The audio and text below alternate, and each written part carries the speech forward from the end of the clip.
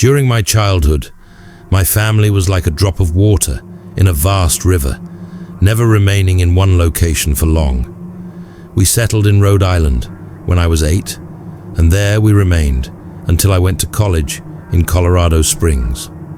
Most of my memories are rooted in Rhode Island, but there are fragments in the attic of my brain which belong to the various homes we had lived in when I was much younger. Most of these memories are unclear and pointless. Chasing after another boy in the backyard of a house in North Carolina, trying to build a raft to float on the creek behind the apartment we rented in Pennsylvania, and so on. But there is one set of memories which remains as clear as glass, as though they were just made yesterday. I often wonder whether these memories are simply lucid dreams produced by the long sickness I experienced that spring. But in my heart, I know they are real. We were living in a house just outside the bustling metropolis of New Vineyard, Maine, population 643. It was a large structure, especially for a family of 3. There were a number of rooms that I didn't see in the 5 months we resided there. In some ways, it was a waste of space, but it was the only house on the market at the time, at least within an hour's commute to my father's place of work. The day after my 5th birthday, attended by my parents alone, I came down with a fever. The doctor said I had mononucleosis, which meant no rough play and more fever for at least another 3 weeks. It was horrible timing to be bedridden. We were in the process of packing our things to move to Pennsylvania, and most of my things were already packed away in boxes, leaving my room barren. My mother brought me ginger ale and books several times a day, and these served the function of being my primary form of entertainment for the next few weeks. Boredom always loomed just around the corner, waiting to rear its ugly head and compound my misery.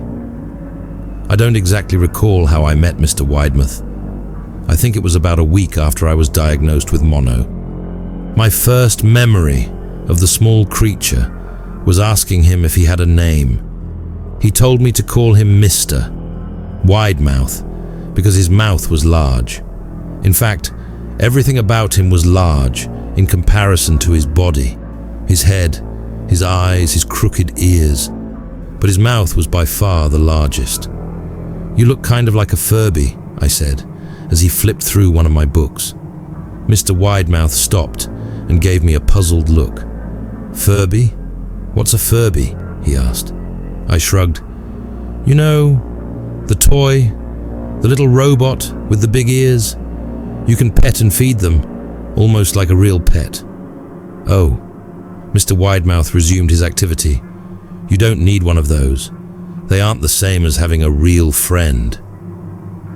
I remember Mr. Widemouth disappearing every time my mother stopped by to check in on me. "I lay under your bed," he later explained. "I don't want your parents to see me, because I'm afraid they won't let us play anymore." We didn't do much during those first few days. Mr. Widemouth just looked at my books, fascinated by the stories and pictures they contained. The 3rd or 4th morning after I met him, he greeted me with a large smile on his face. "I have a new game we can play," he said. "We have to wait until after your mother comes to check on you, because she can't see us play it. It's a secret game." After my mother delivered more books and soda at the usual time, Mr. Widemouth slipped out from under the bed and tugged my hand. "We have to go the room at the end of this hallway," he said. I objected at first, as my parents had forbidden me to leave my bed without their permission. But Mr. Widemouth persisted until I gave in. The room in question had no furniture or wallpaper. Its only distinguishing feature was a window opposite the doorway.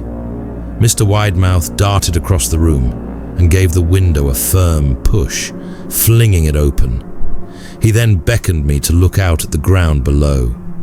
We were on the second story of the house, but it was on a hill, and from this angle, the drop was farther than 2 stories due to the incline. "I like to play pretend up here," Mr. Widemouth explained.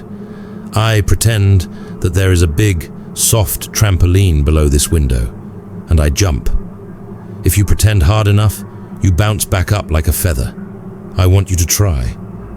I was a 5-year-old with a fever, so only a hint of skepticism darted through my thoughts as I looked down and considered the possibility. "It's a long drop," I said, "but that's all a part of the fun. It wouldn't be fun if it was only a short drop. If it were that way, you may as well just bounce on a real trampoline." I toyed with the idea, picturing myself falling through thin air, only to bounce back to the window on something unseen by human eyes. But the realist in me prevailed. "Maybe some other time," I said. "I don't know if I have enough imagination. I could get hurt." Mr. Widemouth's face contorted into a snarl, but only for a moment. Anger gave way to disappointment.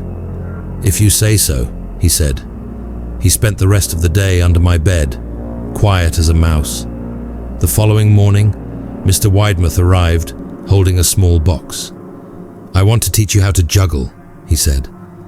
"Here are some things you can use to practice before I start giving you lessons." I looked in the box. It was full of knives.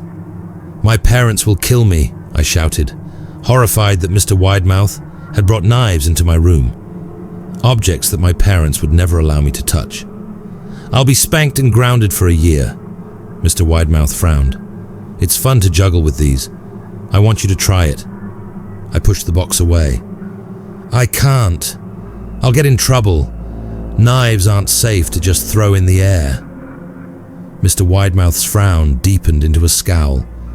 He took the box of knives and slid under my bed, remaining there the rest of the day. I began to wonder how often he was under me. I started having trouble sleeping after that. Mr. Widemouth often woke me up at night, saying he put a real trampoline under the window, a big one that I couldn't see in the dark. I always declined and tried to go back to sleep, but Mr. Widemouth persisted. Sometimes he stayed by my side until early in the morning, encouraging me to jump. He wasn't so fun to play with anymore. My mother came to me one morning and told me I had her permission to walk around outside. She thought the fresh air would be good for me, especially after being confined to my room for so long. Ecstatic, I put on my sneakers and trotted out to the back porch, yearning for the feeling of sun on my face. Mr. Widemouth was waiting for me. "I have something I want you to see," he said. I must have given him a weird look, because he then said, "It's safe, I promise." I followed him to the beginning of a deer trail which ran through the woods behind the house. "This is an important path," he explained. "I've had a lot of friends about your age. When they were ready, I took them down this path to a special place. You aren't ready yet, but one day I hope to take you there." I returned to the house, wondering what kind of place lay beyond that trail. 2 weeks after I met Mr. Widemouth, the last load of our things had been packed into a moving truck. I would be in the cab of that truck, sitting next to my father for the long drive to Pennsylvania. I considered telling Mr. Widemouth that I would be leaving, but even at 5 years old, I was beginning to suspect that perhaps the creature's intentions were not to my benefit, despite what he said otherwise.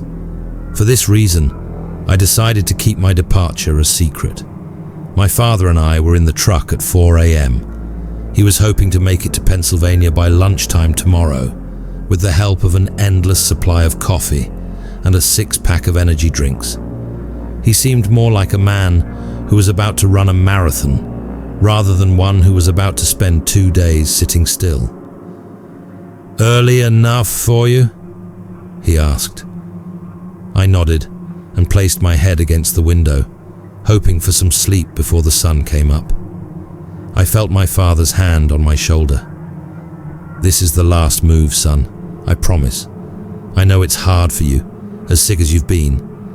Once Daddy gets promoted, we can settle down and you can make friends." I opened my eyes as we backed out of the driveway. I saw Mr. Widemouth's silhouette in my bedroom window. He stood motionless until the truck was about to turn onto the main road. He gave a pitiful little wave goodbye, steak knife in hand. I didn't wave back. Years later, I returned to New Vineyard. The piece of land our house stood upon was empty, except for the foundation, as the house burned down a few years after my family left. Out of curiosity, I followed the deer trail that Mr. Widemouth had shown me. Part of me expected him to jump out from behind a tree and scare the living bejesus out of me.